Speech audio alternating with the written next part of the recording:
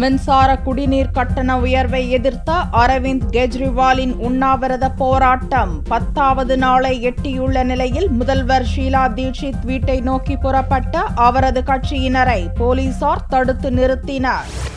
குடிநீர் மற்றும் மின்சார கட்டணங்களை டெல்லி மாநில காங்கிரஸ் அரசு பல மடங்கு உயர்த்தியதை கண்டித்து ஆம் ஆத்மி கட்சியின் ஒருங்கிணைப்பாளர் அரவிந்த் கெஜ்ரிவால் தொடர் உண்ணாவிரதம் இருந்து வருகிறார். திங்களன்று அவரது உண்ணாவிரதம் 10வது நாளை எட்டியது. கூடுதல் கட்டணங்களை அரசுக்கு செலுத்த மறுத்து 6.5 லட்சம் டெல்லி வாசிகள் எழுத்துப்பூர்வமாக அளித்துள்ள உறுதிமொழி படிவங்களை டெல்லி முதல்வர் ஷீலா தீட்சித்திடம் கொடுப்பதற்காக நிர்வாகிகள் மணிஷ் சிசோடியா, குமார் பிஸ்வாஸ் ஆகியோர் தலைமையில் 272 ஆட்டோக்களில் ஆம் ஆத்மி கட்சியினர் ஊர்வலமாக புறப்பட்டனர். இதனால் போக்குவரத்து பாதிக்கப்பட்டது. அதனால் பிரகதி மைதானம் அருகில் ஊர்வலத்தை போலீசார் தடுத்து நிறுத்தினர். சில நிர்வாகிகளை மட்டுமே முதல்வர் ஷீலா தீட்சித்தை சந்திக்க அனுமதிக்க முடியும் என்று போலீசார் திட்டவட்டமாக தெரிவித்தனர். அதை ஏற்க மறுத்து முன்னேற முயன்ற ஆம் ஆத்மி கட்சியினரை போலீசார் கைது செய்து வேனில் ஏற்றிச் சென்றனர். பின்னர் அவர்கள் விடுவிக்கப்பட்டனர்.